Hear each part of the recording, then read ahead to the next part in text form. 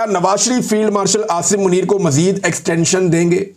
यह है जी सबसे इंपॉर्टेंट क्वेश्चन। नवाज शरीफ साहब के बहुत सारे शिकवे और शिकायतें भी हैं। लंदन प्लान जिसका जिक्र इमरान खान साहब भी करते थे, पीटीआई के लोग भी करते हैं, उनका यह कहना है कि जो लंदन प्लान है उसमें यह तय पा गया था कि नवाज शरीफ को बनाया जाएगा वजीर आजम। अब उनको तो नहीं बनाया गया, बल्कि सबको लास्टिक की शलवार पहनाई गई, तो नवाज शरीफ को वो भी नहीं किया गया। उनकी शलवार में ना लास्टिक डाला गया, ना नाला डाला गया, उनको बीच में लटका दिया गया। जो यास्मीन राशिद वाली सीट है वो तो सबसे खौफनाक किस्म की धांधली है, और वो तो ओपन है, यानी उसको जानबूझकर ऐसा रखा गया कि जब दिल करे नवाज शरीफ साहब का बाजू मरोड़ दें। तो फैज़ हमीद को अभी तक सजा नहीं हुई, मियाँ साहब की मकबूलियत भी बढ़ गई। यानी मियाँ साहब को वज़ीर आज़म बनाना था, वज़ीर आज़म बनाना तो दरकिनार, उनकी जो अपनी मकबूलियत थी वो भी बढ़ गई। और एक सियासतदान जो है वो मकबूलियत उसके लिए बहुत इंपॉर्टेंस रखती है, उसको इस बात पर बड़ा जोम होता है कि लोग मेरे साथ खड़े हैं, पाकिस्तानी मेरे साथ हैं, मेरे मुल्क के लोग मेरे से प्यार करते हैं। लेकिन मियाँ साहब ने ये सारी चीज़ें खो दी और वो उसके लिए रिस्पॉन्सिबल समझते हैं एस्टेब्लिशमेंट को। और आसिम मुनीर साहब ने क्या उनकी ख्वाहिशात पूरी की हैं? तो मियाँ साहब के शिकवे शिकायतें भी हैं। इस हवाले से एक ट्वीट है जो शाहीन सहबाई साहब ने दावा करके की है, मैं एज इट इज़ आपको पढ़ के सुना दूंगा। क्या अमेरिका को खुश किया जा सकेगा? ये एक और बड़ा सवाल है। बड़ी सख्त डिमांड है अमेरिका की, और इसराइल को तस्लीम करना जो है बहुत बड़ा एक चैलेंज है कि इसराइल को क्या पाकिस्तान तस्लीम कर सकेगा, क्योंकि डोनाल्ड ट्रंप की एक बड़ी जो डिमांड है पाकिस्तान से, वो ये चाहता है कि पाकिस्तान इसराइल को तस्लीम करे। और डोनाल्ड ट्रंप की शख्सियत ऐसी है कि वो ज़्यादा इंतज़ार करने वाला आदमी भी नहीं है। आखिर में आपको एक बात बताता हूँ कि नवाज शरीफ ये अच्छी तरह जानते हैं कि उनके हाथ में अगर कोई हथियार है तो वो नवंबर तक है, उसके बाद मियाँ साहब निहत्थे हो जाएंगे और फिर तमाम तर जो है वो ताकत वो दूसरी तरफ चली जाएगी, एस्टेब्लिशमेंट के पास चली जाएगी, और जितने फेलियर हैं वो सारे सियासतदानों पे डाल दिए जाएंगे। अब मैं आपको बताता हूं कि मईशत के हवाले से हुकूमत भी नाकाम हुई है और एस्टेब्लिशमेंट भी नाकाम हुई है। आर्मी चीफ का अपना प्रोजेक्ट जो SIFC है वो बुरी तरह नाकाम हुआ है। वो कहते थे सैकड़ों अरब की ये इन्वेस्टमेंट पाकिस्तान में लेकर आएंगे, लेकिन चंद अरब की इन्वेस्टमेंट भी हमने पाकिस्तान में आती हुई नहीं देखी। हालांकि ये हुआ कि पाकिस्तान से पाकिस्तानी भी मुल्क छोड़कर चले गए और बहुत सारे लोग अपनी इन्वेस्टमेंट भी पाकिस्तान से निकाल कर चले गए, बल्कि बैनुल-अक़वामी कंपनियां जो पाकिस्तान में काम कर रही थी वो अपने प्रोजेक्ट बंद करके जाने लगी। तो पाकिस्तान से सरमाया अंदर आने की बजाय SIFC बनने के बाद सरमाया पाकिस्तान से बाहर गया।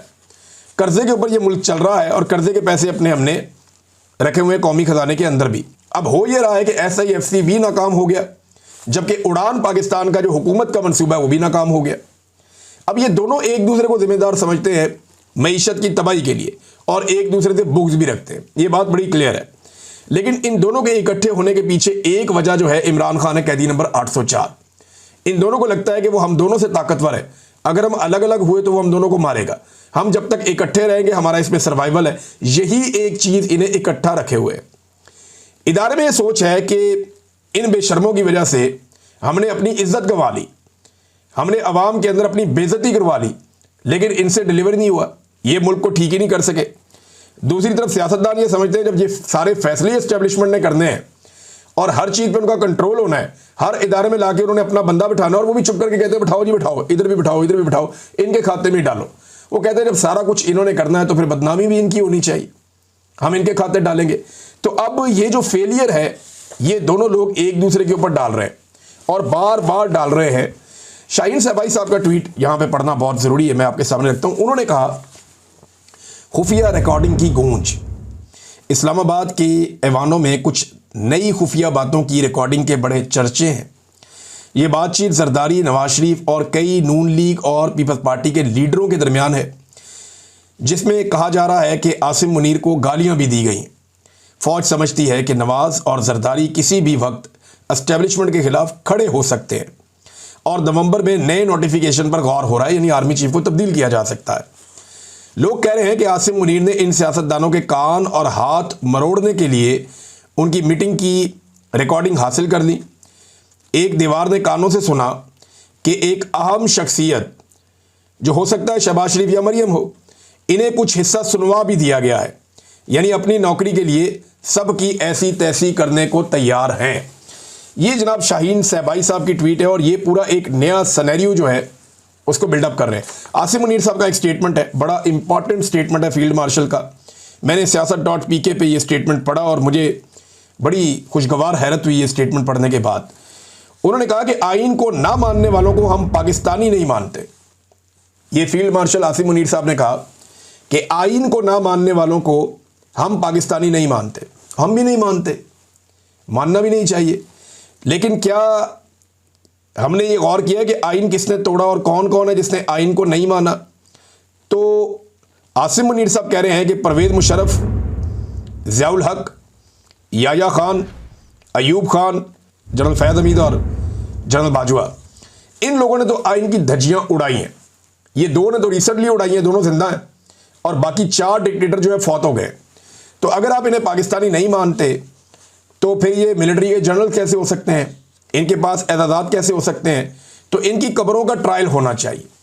आसिम मुनीर साहब को अगर आइन से हमदर्दी और वो ये कहते हैं कि जो आइन को नहीं मानता मुझे पाकिस्तानी नहीं मानते, तो फिर इन जर्नैलों से इनके टाइटल वापस लिए जाए, इनके कब्रों के ट्रायल किए जाए और दुनिया को बताया जाए कि इन्होंने क्योंकि आइन को रौंदा था, आइन की खिलाफ वर्जी की थी, लिहाजा हमने अपने इदारे से एहतसाब शुरू किया है और 4 डिक्टेटरों को हमने फारिग कर दिया है। और फिर जनरल बाजवा, जिनके बहुत सारे गवाह आज भी मौजूद हैं और वो सारे बताते हैं कि जनरल बाजवा ने सियासत में मुदाखलत की, गैर आईनी हथकंडे इस्तेमाल किए, अपने हलफ को तोड़ा। जनरल फैज़ ने भी यही किया। तो इन दोनों को भी निशाने इबरत बनाए, जबकि आपका फैसला जो है वो आने वाले कर देंगे, क्योंकि 90 दिन में इलेक्शन कराना भी आइन में लिखा है और इलेक्शन कमीशन भी इसके अंदर फंसेगा क्योंकि उसने 90 दिन के अंदर इलेक्शन नहीं करवाया। ये नाज़रीन इंपॉर्टेंट था, मैंने आपके सामने रख दिया। 2 और खबरें हैं। एक खबर है अहमद बोबक, ये बड़े अच्छे सोशल मीडिया एक्टिविस्ट हैं और इन साहब के ऊपर एक मुकदमा दर्ज कर लिया गया है, इनके ख़ानदान को हरासा किया जा रहा है। मैंने अहमद बोबक साहब को काफ़ी पढ़ा है, यानी ट्वीट अक्सर इनका सामने आता है, मैं पढ़ता हूँ। कभी कोई गैर इखलाकी, कोई गालम गलोच, कोई ऐसी चीज़ ये करते नहीं है। ये तो ख़बरों पे बात करते हैं, हक़ाइक़ के ऊपर बात करते हैं। अब ये एक पॉलिटिकल नौजवान है और पॉलिटिक्स करता है और वो एक एक्टिविस्ट है, ह्यूमन राइट्स की बात करता है, ख़बरों के ऊपर अपना तबसरा करता है, तो दलील से बात करनी चाहिए ना। ये क्या हर चीज़ में आप गोली और डंडा, आपके पास यही हल रह गया है, मुकदमे दर्ज करवा लो, इसको मारो उसको मारो। अगर रियासत यही करती जाएगी कि जो लोग दलील से बात करते हैं उनको दीवार के साथ लगाएंगे, तो क्या सबको आप दहशतगर्द बनाना चाहते हैं? ये अहमद बोबक साहब जो हैं ये पाकिस्तान में नहीं है, लेकिन इनकी फैमिली को हरासा किया जा रहा है, जो इंतहाई काबिल अफसोस है। दलील का मुकाबला डंडे और बंदूक से करने से अनारकी पैदा होती है और कुछ नहीं होता। दूसरी जानिब नाज़रीन, 6ठा दिन शुरू हो गया, मियाँ शहजाद फारूक के बारे में कुछ पता नहीं चल रहा। बाकायदा एक वीडियो मौजूद है जिसमें नज़र आ रहा है कि मियाँ शहजाद फारूक के ऊपर टॉर्चर किया जा रहा है पुलिस की जानिब से। पुलिस पहचानी जा रही है, पता चल रहा है कौन है पुलिस वाले। और पंजाब पुलिस ने तो ये कसम खाई हुई है कि उन्होंने नाइंसाफ़ी करनी है। मियाँ अबाद फारूक साहब ने बहुत शोर मचाया अपने भाई के लिए, वो कोशिश कर रहे हैं, लेकिन वक्त हमेशा एक जैसा नहीं रहता। ये जो लोग ये कर रहे हैं इन्हें कल जवाब देना पड़ेगा।